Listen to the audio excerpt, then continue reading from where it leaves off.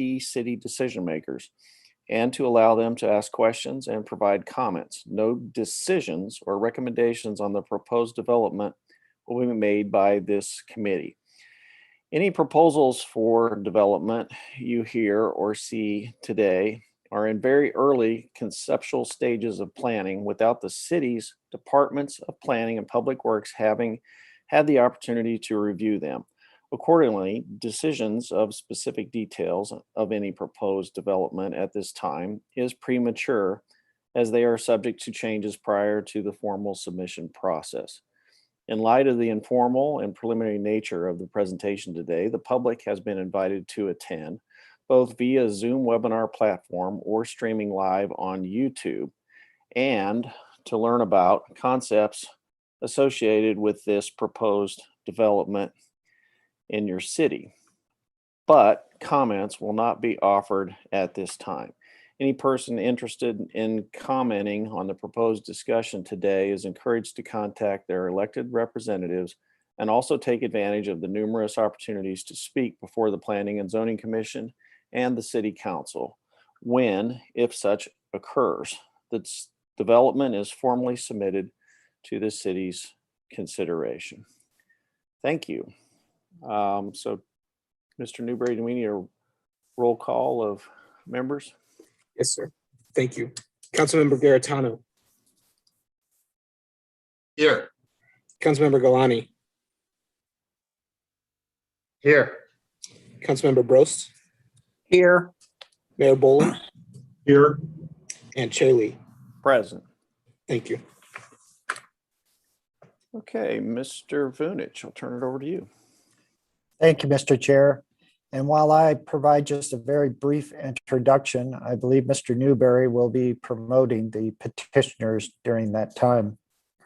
First and foremost, I'd like to extend the department's appreciation to the 5 members of the committee for attending tonight.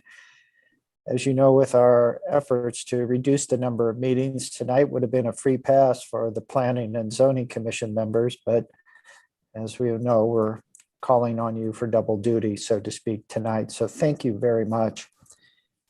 As part of this process, the Department of Planning always provides certain items to the committee, and the department just wants to identify those, and then we'll conclude its presentation.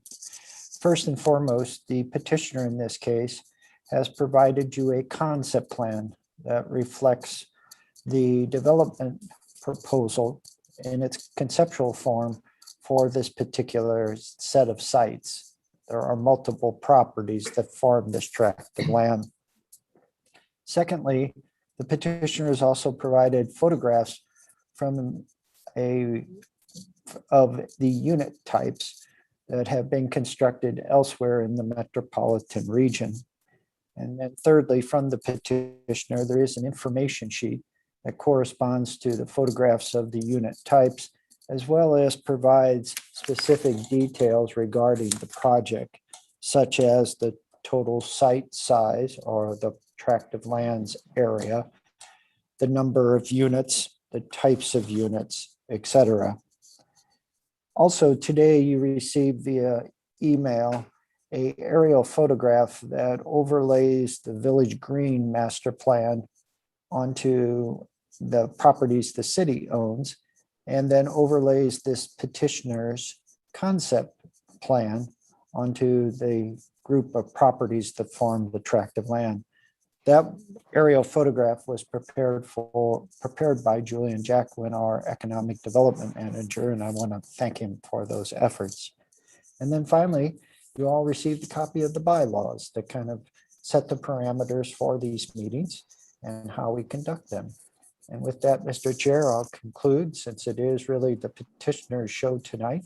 But if there are any questions for Mr. Newberry, Mr. Cross, Mr. Brown, Mr. Jacquin, or I, we'd be glad to try to answer them at this time. Thank you. Thank you, Mr. Vunich. If there's any questions, I can entertain that, or I'll turn it over to Mr. Bosworth. Go ahead, Tony. Good evening, guys. I appreciate everybody joining in here. Can you hear me okay? Good. Okay. Just to give a little quick introduction. I think most everybody other than Michael Giuliani may be familiar with everything going on. Larry, I think you were around when this started. I know you were, Steve. So we started out with 3 acres, which made up the existing house I have right on the corner of Etherton and Crestview, as well as the additional 1.5 acres that was the, we refer to it as the Schmidt property. And over time, we have been working to try and work with Holidays, and we finally got things sorted out to expand onto their piece. Over time, we had a different product, as you guys all may remember, single family homes, 12 units on 3 acres. And we, as things have occurred with expenses, we had a pretty thin margin on that property, and the costs have actually gotten to the point where it was too easy to go negative just doing the 12 units. And hearing comments over the past 2.5 years now, we've made changes, obviously, to the project and the product type. One of the biggest changes we did was to get some more density to help offset the construction cost. And most of that's related to the land values, as the city staff can clearly concur.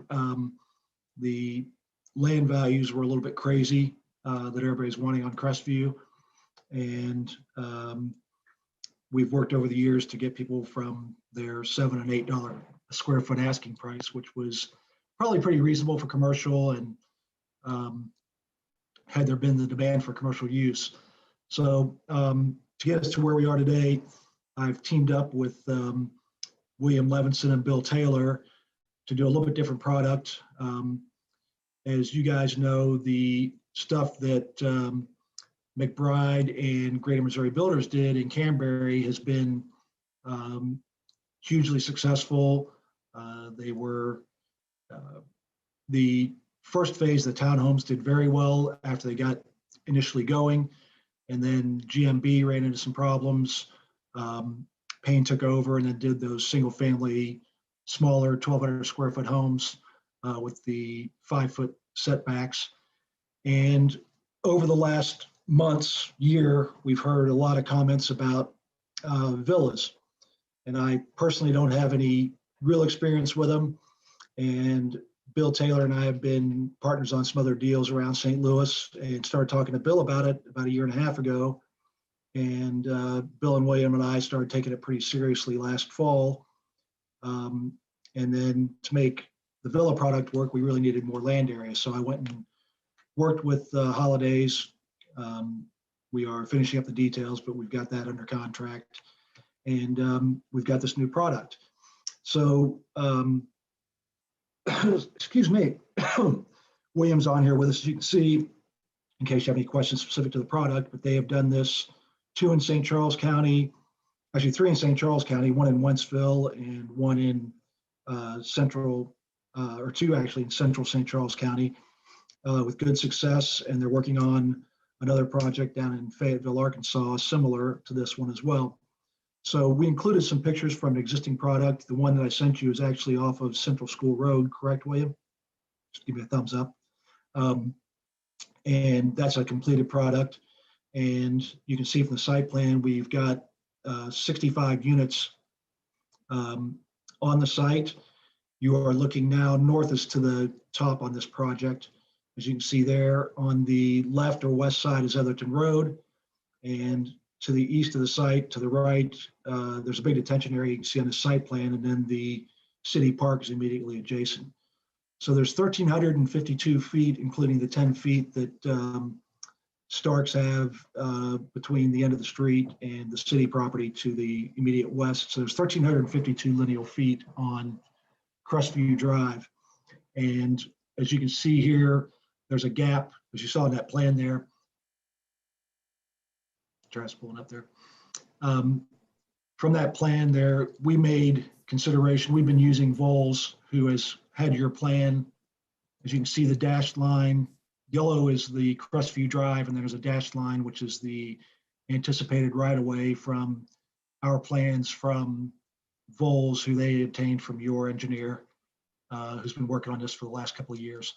So we've provided the allowance for to the west, it's about 38 feet, and to the east, I think it drops down to 32 or 34 feet. But so we've made the allowance in our plan, as always discussed from our previous phase one latitude north 38, to provide for the widening of Crestview Drive, which you see on this plan.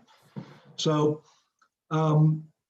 that's basically it overall. We have effectively 3 property types going from west along Etherton Road to the east over towards the park. We have a front entry house with a rear entry garage, single story, and it's very similar in dimensions to Payne's project immediately across the street, so they'll be harmonious. There's actually some lots on this plan that aren't shown that are actually have been built by Payne, but or Fisher now. But they'll be very similar products, you know, up close to the street, similar widths, similar finish on the exteriors. They will just be attached units. And then in the center, yep, right there. And you can see we've also allowed in the front for the proposed sidewalks, et cetera, across the front of the property on Etherton Road.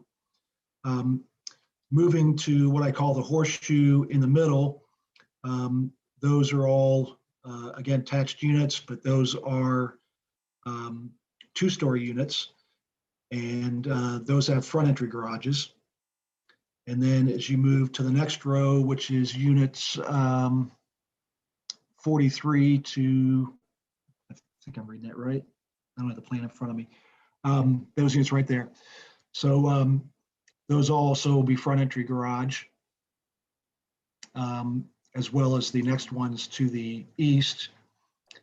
And then the ones where it says 16,928 are from the back will look like the back of Canberry's townhome units. And those will be, they look like 3-story in the back, but there'll be a garage entry level in the lower level. And then up in the north part along Crestview Drive, we made a provision for 3,750 square feet of retail. And one of the things we've kind of left open at this moment is on that retail, we anticipate that at least one of it will be food-based. And we didn't put it in this plan just because of timing with our engineer. Dave Voll's wife's having some health issues, so he wasn't available to make some other modifications or some other option plans that we had. But we anticipate putting about a 30-foot patio area on the east side of that building, overlooking the detention in the park. And we've had discussions, and I wanted to leave it open for this meeting and for planning and zoning and or council comments, but we've talked about either doing opened or covered detention. And it's not a huge impact on us either way. The reason we've left it open is potentially to have maybe a little nicer view off that patio towards the east, overlooking the park and or that detention area. So we have some flexibility there and would love to have your input. We've provided parking in the back of that building for the building, and we've made anticipating an allowance of 4 to 6 spaces in the front to meet our parking requirements for the retail. So that's the broad stroke of the project. Again, it's in total, it's approximately 6 acres, less the proposed right-of-way, which would be 742 feet long by average of about 35 feet. I think that kind of covers it all.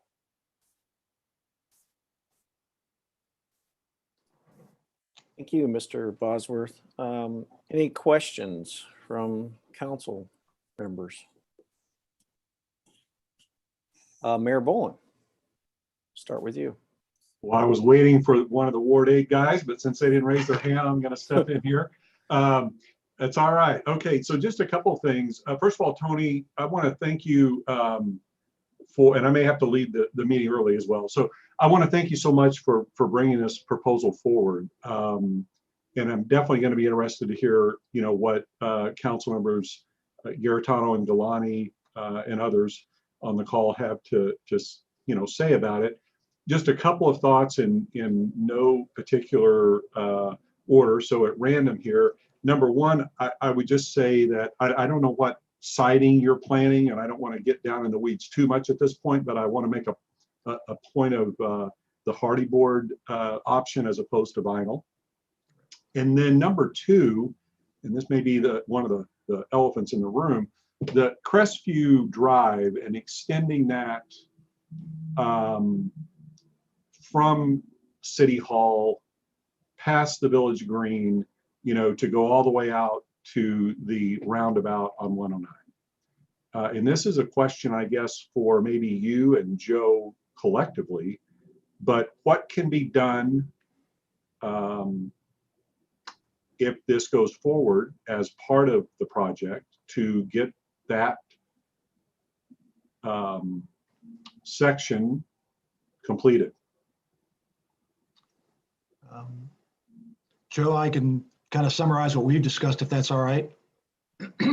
So I know that's very important, and it's important to the neighbors. I went around the last couple of weeks and spoken to neighbors and a couple more on Saturday, and spoke to Joe Garitano as well about it.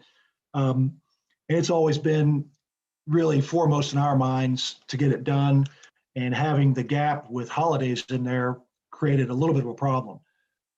So we, for our benefit of needing the extra area to make the numbers work and for the mutual benefit of everybody, now between the city and us, we now control everything from the gap, basically everything from Etherton to current City Hall. So we would be prepared to make that dedication immediately upon closing and approvals. And we have talked, you referred to as the elephant in the room. Previously, we had offered up the dedication at no cost to the city. It's a significant cost to us, obviously. But we've offered up that, and we've offered to do the sidewalks on our side of the street, and then offer up the dedication at whatever the process may be with the city to dedicate that groundwork. I know Joe and I don't remember the details, so not speaking too much detail, but Joe and I talked about some money set aside last fall and this spring when we first brought up that project for the apartments on the north side, as you guys may recall, the north side of Crestview and Etherton. And I know there's some money set aside. We would not anticipate contributing to the cost of the road, to be honest. I say we're contributing a pretty significant portion of our project land area wise. It turns out to be about a fifth of the project area, I think, off the top of my head. So it's fairly significant ground wise. We're obviously buying that ground because the sellers aren't obviously willing to give it to us for nothing.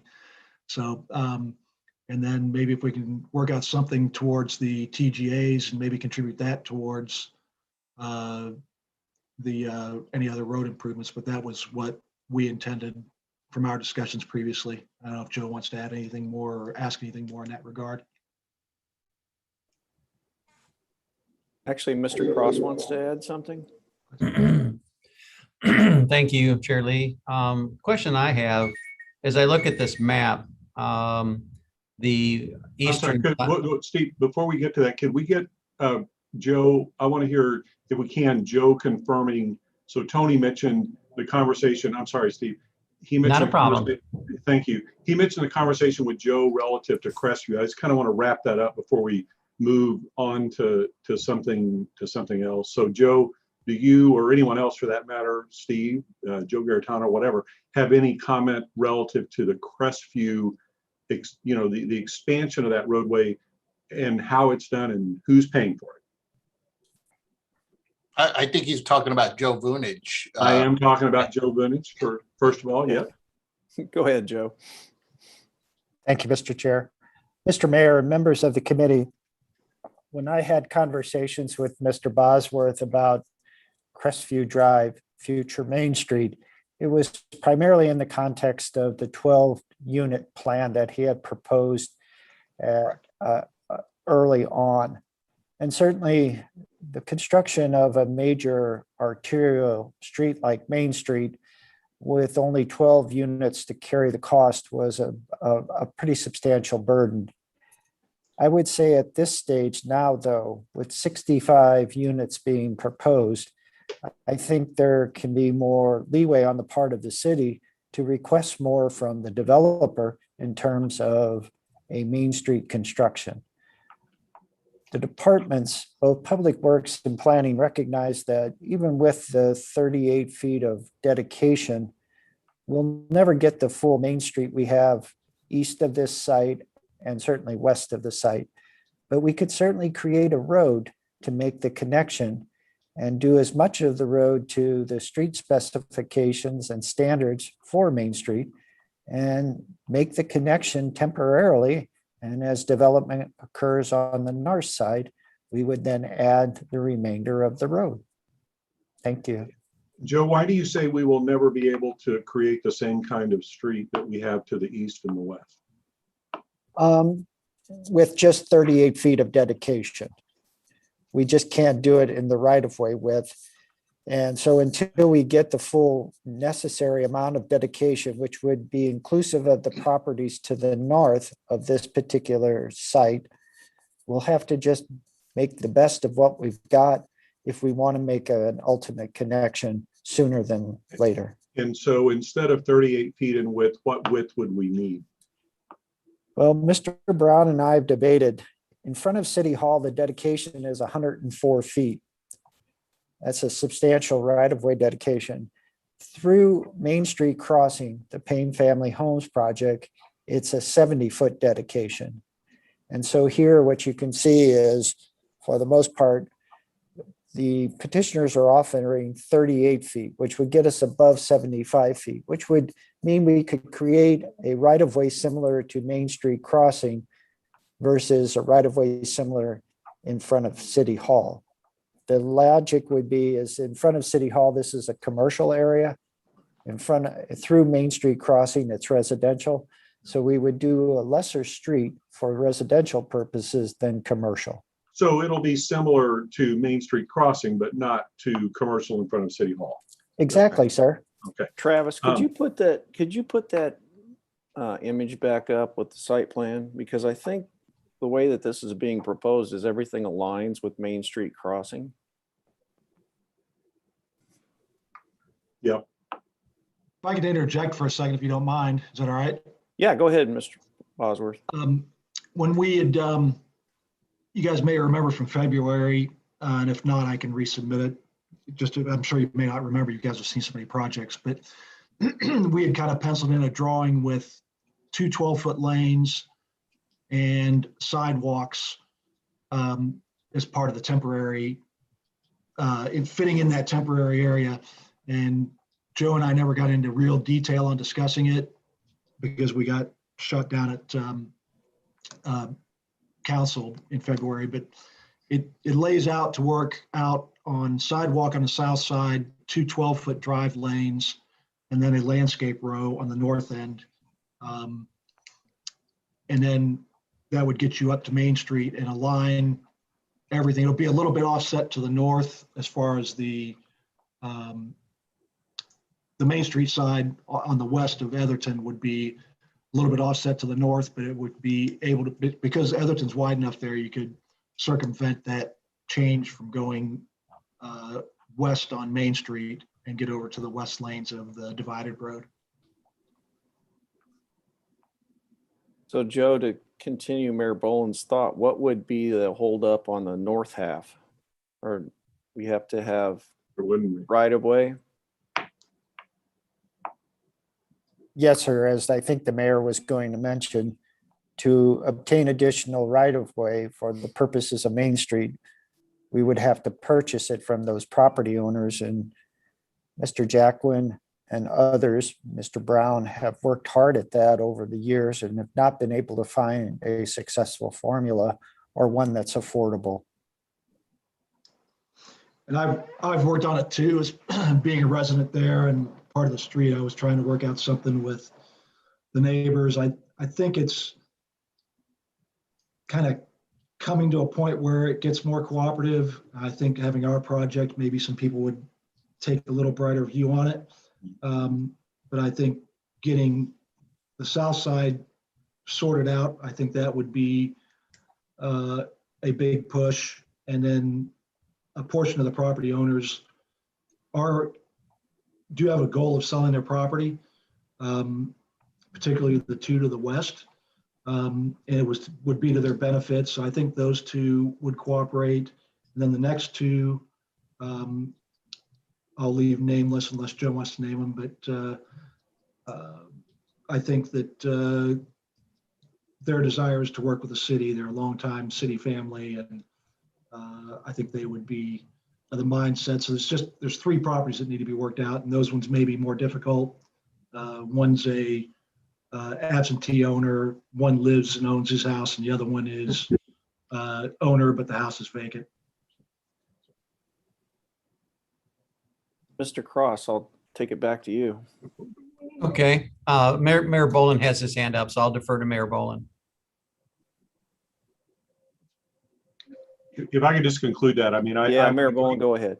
Okay, sorry. I think that logic is sound, Tony, and I want to also thank you for the dedication of the street that you presented in the development. Last thing, and then we can go forward with Steve. I don't know if you've given any consideration. I guess it's a question to even a nominal amount of masonry frontage on any of the residences to kind of spice it up a little bit. Have you given any thought to that, and would you be willing to do that in addition to the Hardy board? Yes, sir. We've had some discussion about it, and I just really wanted to offer these as representation of what we physically have built so far. Both myself and my partners are very aware of the ARB general standards, and we can make those. We can meet your requirements within those general standards. Okay. Thank you, and thank you, Steve Cross, for letting me go down this hole here. So appreciate it. Thank you, and thank you, Mr. Chairman. No, sir, Mayor Boland. Sorry, I kind of spoke out of turn. I was started going down a different path and should have let you finish your conversation. So I apologize for that. That's all right.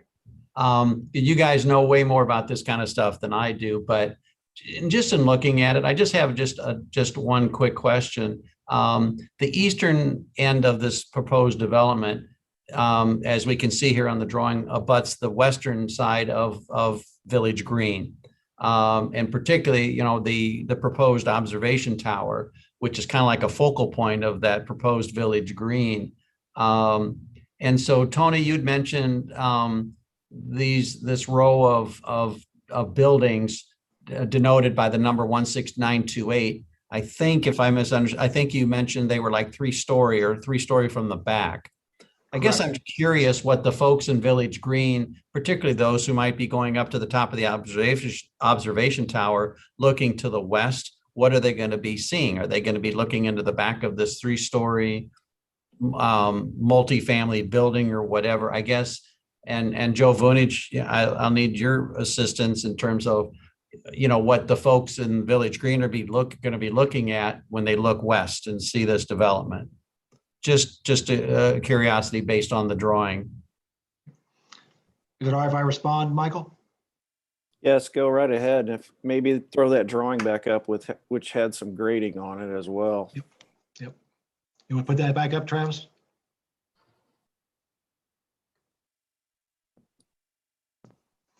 So, as Travis has there, we've got a pretty significant green space there. It's about the box itself is about 45 feet wide. You'll see a black line kind of surrounding that detention area. And then there's 10 feet to the west and about 5 feet to the west and about 10 feet to the east.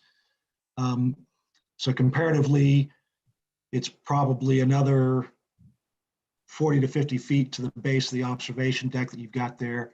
And then our driveway is another 30 feet from the back of the buildings to the edge of that pavement. So it's pretty significant. Part of the reason we did this, if you go look at Canberry, those units have raised porches above the garage areas.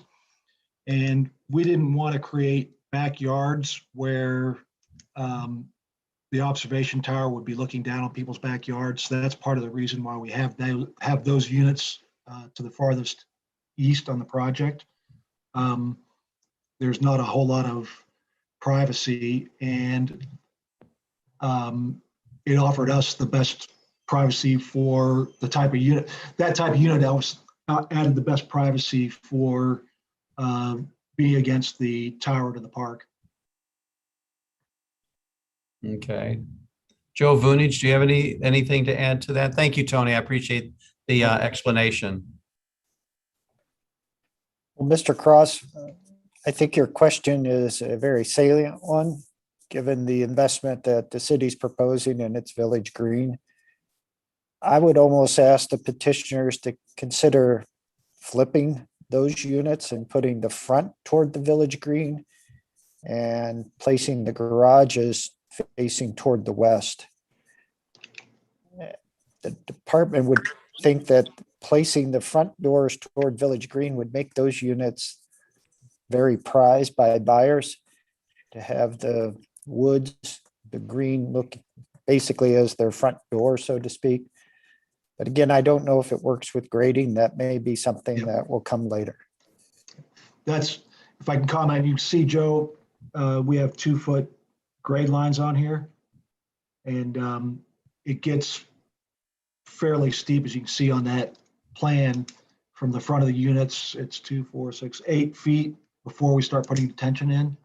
So the intent was to get those garages there. We would have to look and see if we can, try to think how we get the grading down to the detention if we do that, but we can look at it.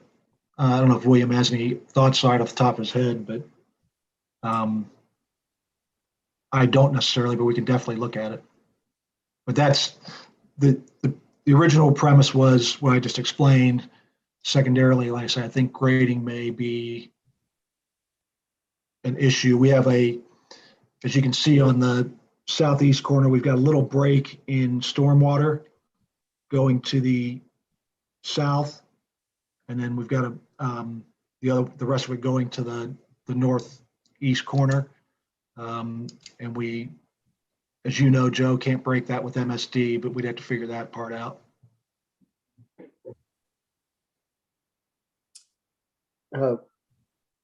William Levinson here. May I speak?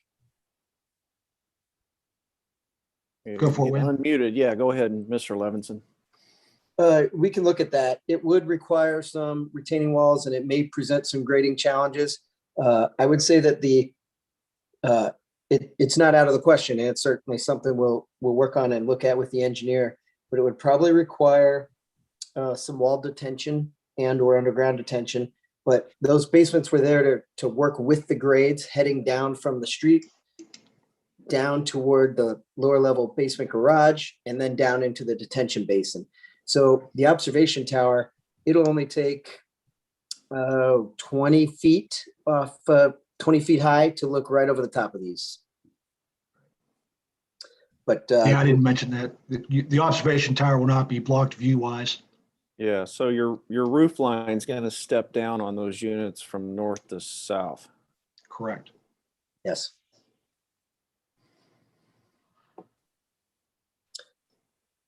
So Steve, you would have a kind of a stepped roof. It would actually look nice from the tower as opposed to just a wall of house. Okay. I appreciate that. Thank you for the answer. I do like the point that Mr. Vunich raised, however, about those units, if they're facing a park-like setting and then people in the park are looking at it from that way, those would become almost, like homes at the end of a cul-de-sac. They're the prized ones. They're the ones that go first. Yeah, somebody opens up their front door and they look into Village Green as it's proposed.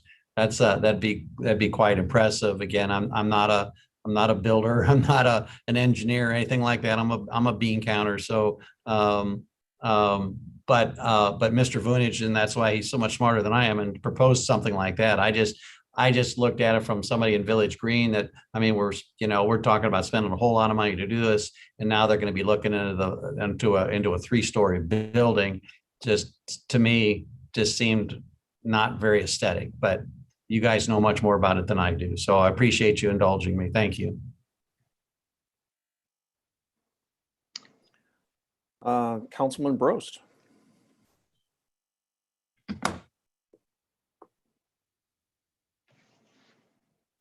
We lost you. Took your picture away, Larry. There you go. Okay, better. Better. Steve, what you were saying, I agree with that. That was going to be one of my comments, but in general, I mean, I just don't find the backside of a bunch of garages and concrete to be very attractive. I know it's a different setting than I have, but it's intended to be. So it'd be nice to see something a little bit more attractive than a row of garages and filled up with concrete. So that's one comment. Joe, my question for you would be is that with all, Tony, you have so much more patience than I do, and I respect you keep coming back and doing this. And I certainly want to see development in Wildwood. But Joe, does what being proposed, is that within the zoning for this property? Mr. Brost, with the action of the Planning and Zoning Commission on June 7th, the regulating plan, the land use component, does allow what's being proposed. Okay, well I think that's the big point. And then beyond that, I would say, I think we do need more of this housing in Wildwood. I'm not getting any younger and I don't want to leave the area. So, but that would be my only comment that it'd be nice to see something more than certainly from, on that east side, to see something more than garage doors and concrete.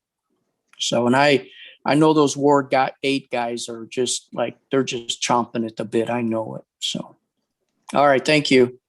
Well, I think the garages are on the west side, according to the plan. And he had parking over for the commercial on the east side. Travis, can you throw that back up? Now, Michael, I think you got your east and west backwards there. It's the garages would face the park. Oh, okay. So I was seeing. Yeah, that's here. Okay, so then what I was thinking that according to what Joe was saying is then maybe we put the garages on the west Correct. and we dress up that side architecturally, whether it's a front or a back. Those would be the four-sided architecture improvements, depending on how you want to get into the residence. But I thought you said that was parking for going to be parking for the commercial. No, so on the commercial portion, we've got on the south side, you can see those spaces drawn in there. Mm-hmm. That's for employees, et cetera. Then we anticipated maybe some customer parking there, and then street parking in the front to meet our total requirement of the 12 spaces for the retail building. So we would have parking like what's in Town Center along Crestview Drive? It'd be parallel, I would anticipate, because of the width of as you can see, on the park drawing there, you've got 60-degree parking. I don't think there's gonna be enough room in the short term to get 60-degree parking along Crestview. So Joe, that's something we'll have to work out with Planning Commission on parking count criteria, depending on what the commercial is. Yes, sir. Joe, I'm asking you, you may not know this off the top of your head, but as you're walking out there along the east side of our piece or the west side of the city piece, it jumps up pretty quickly from the property line to where the observation deck is, as I recall. So we can't do a whole lot of grading I say where that detention area is, just because we're going to lose ability to detain what's needed in the area. But I was looking at your old plans plus the existing plan, there's a fair amount of landscaping along that west end of the park currently that's pretty mature. And I think that, as Michael had pointed out, I think unless somebody's on the top of that tower from the parkland area, you're not going to be able to see into the residential area. Now, the observation tower, no disrespect, but I'm not sure it's fair to us because of creating an observation tower that what would normally not be seen being the back of those houses, against the park. It just seems to make good sense. Like I say, we'll look at it. It may work out fine, and we may have to change the unit type there, Will. I'm thinking of that ranch with the front parking, but Good.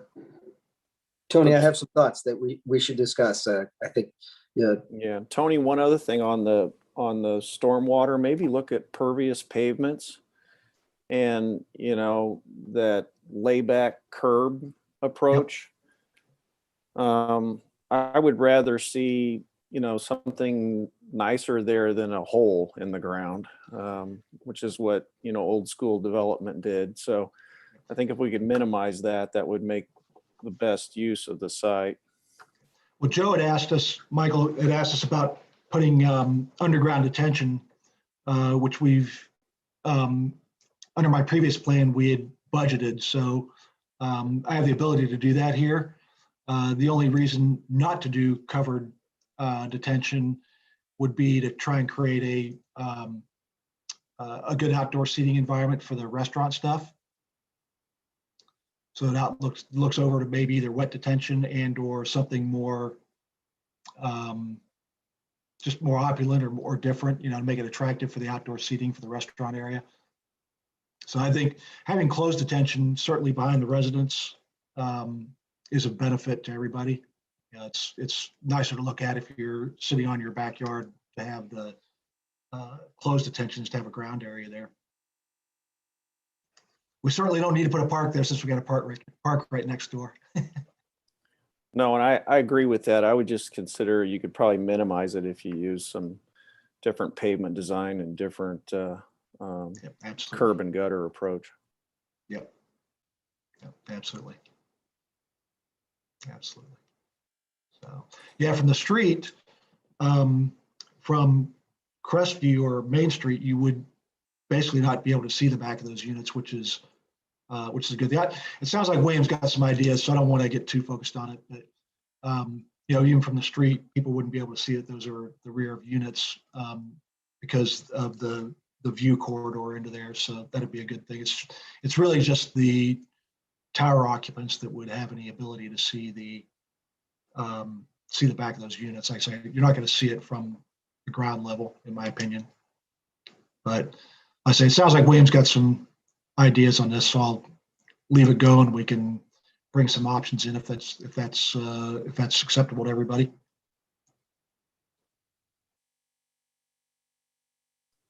Great. Any other comments?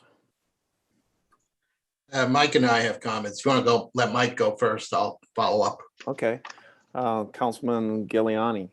Yeah, thank you. For starters, I like the gist of the plan and knowing how that there were apartments previously planned for the site. I think this is a dramatically better use of the space, and from a residential standpoint, I think the residents of the ward would appreciate that as well. I agree with Mayor Boland's assertion that some type of maybe higher end look masonry of some sort, whether it's stone or brick or something. I mean, I feel like that particular area, once that street's opened up to connect to the other side of Main Street over there, it's going to be more of a bridge, but I think it's almost going to be considered more part of the town center vibe, especially with the Village Green going in over there and a lot of traffic being on that street. I think you'll see there'll be a lot of folks that are going to want to walk up and down that street connecting.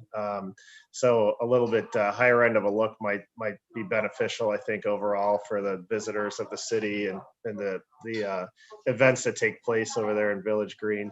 And then the one question I had too is regarding the easement on the road from the north side. So you're saying that right now we'd be looking at two 12-inch lanes and a sidewalk on the south side along. Yes, sir. And so when and if we were able to get those easements on those additional properties, how would that change, or what additional amount of space would that give us as far as the width of the road? And I mean, I'm assuming then we'd be able to add a sidewalk on the other side as well and have a divided lane, or how would that exactly impact it? And then the last question, sorry, I'll just get it all out while I'm going, is regarding the cost. I know, Joe, Vunich, you had mentioned that the city would be seeking to have the developer make those costs aside from the dedication. And I know, Tony, you had mentioned that from your standpoint, the dedication would be the contribution. So I was just wondering where the costs were going to come to finish that connection all the way through. Well, Councilmember Giuliani, typically cities require the developer to construct road improvements along their respective frontages. So in this case, it would be Etherton Road and Crestview Drive. Given that Crestview Drive is future Main Street, when Mr. Bosworth only proposed 12 units, carrying the cost for 2 roadway frontages in town center was very, very expensive. And so we focus more on the dedication of land area to improve the roads in the future, and then a sidewalk or pedestrian network. If this project moves forward with 65 units, those costs now can be spread over a greater number. It's not to say that they would absorb all of them. There is the traffic generation assessment fee that could be used to basically offset these higher costs. Instead of just giving a check to the city, we put the money back in the roadway. And then we have an obligation along Village Green, so we may participate in that section of roadway improvement as the city because it serves the park. So there's a lot of ways to get there, I think. It's just trying to understand, and this is more Mr. Brown, how we build a road on one side and then make sure that when the other side does become available in the future, we've done it smartly so that it all works together. I think if I can comment, I think on portion of ours, certainly close to the park, you're going to want parallel parking, and we would want it in front of the shops, Michael. So when the other side gets done, I would anticipate that the eastbound lane would probably be parallel parking, and what would be the westbound lane during the interim would be the future eastbound lane, and then that median would go, as you look at that overall picture, it kind of lines up with the center of where the roadway dedication is and the current Crestview Drive. So when that side gets developed, that median would go in there, which would match what's both west and east in some form. It lays out pretty well that way. I don't know if Rick's done any overlay on that to try and fool with future layout versus current layout. Like I said, I did one just off of a picture overlay last year, and I say it kind of seemed to work out that way. So it's just a matter of when the rest of the right of way gets done. Yeah, Mr. Brown, go ahead. Well, since we're on the topic, yeah, I guess I haven't really looked at it, but I would certainly be interested in seeing how essentially we would stage Crestview as it transitions to Main Street on paper. I think that would help a lot for a lot of us to get a better handle on how we would do that. Clearly, with the dedication you're proposing and with existing Crestview, there's only another 9 feet, I think, to reach that 70-foot width to match the road to the west. So there's not a lot of extra right of way to acquire, except for existing Crestview. But so width-wise, you'd be close to getting that ultimate goal of 70 feet. I wanted to mention too, while I've got you, we do have a preliminary plan for Etherton that's been developed, and I want to make sure we go back and revisit that. So Vols may need to do a little coordination with Cochrane relative to Atherton Road and the improvements that are needed to be done there, so that we can make sure we get that incorporated along Atherton Road. Okay. Councilman Garantano. Sure, I'll be brief because a lot of what I have has already been said, but Councilmember Galani brought up a good point that this was this area over here where you looked at several months ago, a concept plan that was brought to us of about 168 units for just about similar acreage. So the feedback we heard from a lot of folks back then was certainly a preference more of a ownership type of property, you know, like villas or townhomes as example. And it's been said a lot too that that's the housing type, especially around the villas, is just something we do not have in Wildwood. And I've heard from folks like Larry mentioned, you know, it's a good opportunity for folks who might be looking for something that is more manageable. So I think that is definitely the change going from, you know, seeing these different apartment proposals that have come through the city lately to seeing something that's villas and townhomes is much more appealing. It matches Canberry, of course, because you do have townhomes right there in Canberry, and Main Street Crossing. You know, you got Canberry and Main Street right there. So, Tony, thanks for answering some questions that I had. I'll just bring them up here just so everybody knows. So one question I had was, you know, was this going to be rental or not? And Tony, you did say that this is not, you're not renting these out. These are going to be for sale for people to buy either the townhome or the villas. So it takes off that one topic that I think folks were bringing up some concerns when we looked at the apartment proposals in that area. Yeah, we do have the intention of doing some level of rental on these, just we haven't, we've got to figure out what we're going to do with them, and wanted to see what this density was going to look like. And then as you and I commented, Joe, it's, you know, how you buy them, who buys them, who owns them.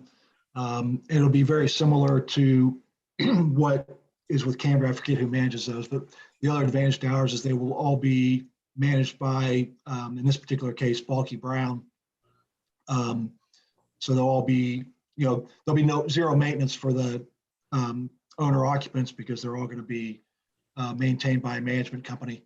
So that was the other question that you answered for me, because Canberry, for example, they don't have any, the maintenance is included.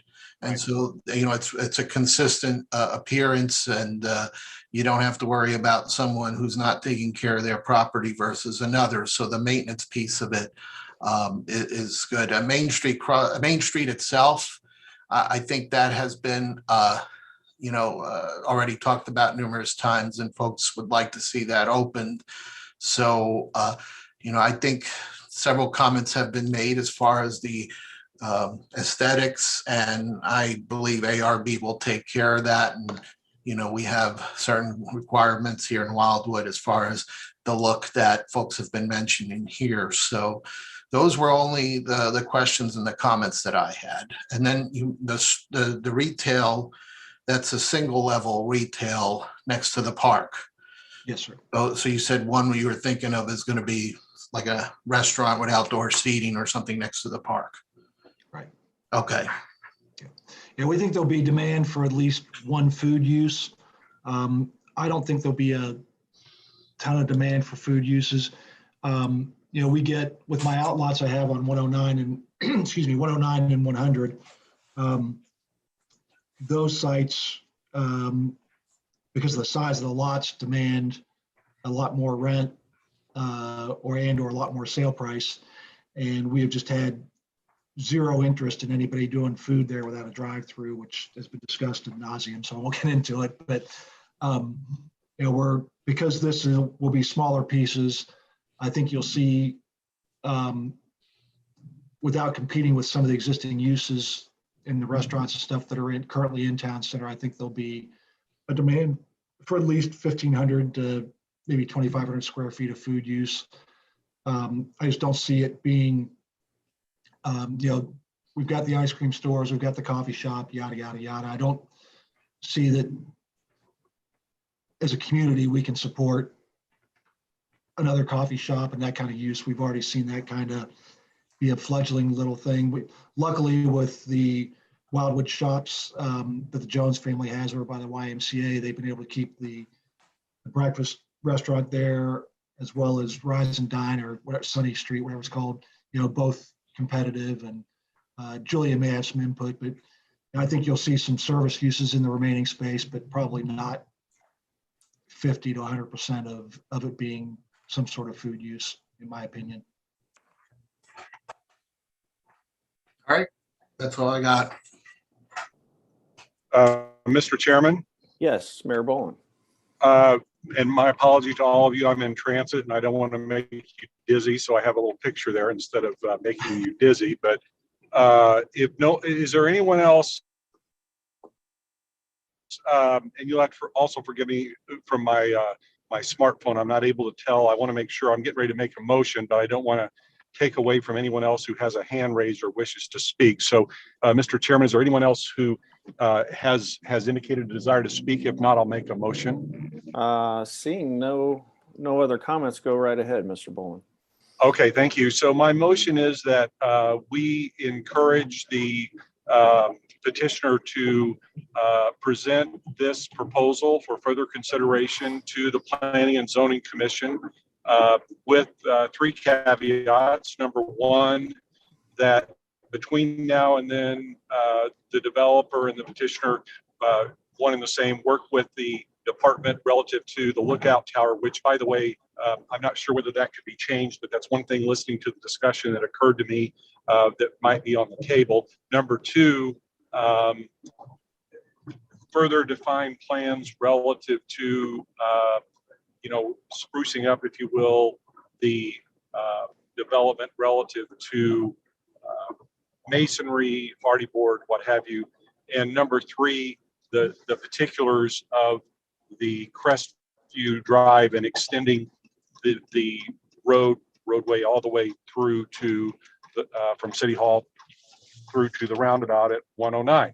So that is my motion, that we recommend moving forward for further consideration with those three caveats. Thank you, Councilman Galani. I was just going to second his motion. Okay. We have a motion second. I'm not sure we need to vote, but we can if we want to. So all those in favor say aye. Aye. Aye. Aye. Opposed? Abstentions? Seeing none. Tony, the ball's in your court. Thank you, sir. We will get with Joe and talk about timing, and I will talk with William because I think he's got some pretty good ideas on that last row on units 56 through 65. And I'll try and get back with Joe on those by the end of the week as we have some timing issues with our contracts. So we'll keep things pedaling along on our end and then get back to you guys as soon as we can with a complete package. Great. Thank you very much, guys. We sincerely appreciate it. We really do. Thank you, everyone. Thank you. Okay, Um, thank you. Seeing no further comments, I'll go ahead and close this meeting. Thank you all again for attending. We do appreciate it. Thanks, Thanks. guys. Thank you.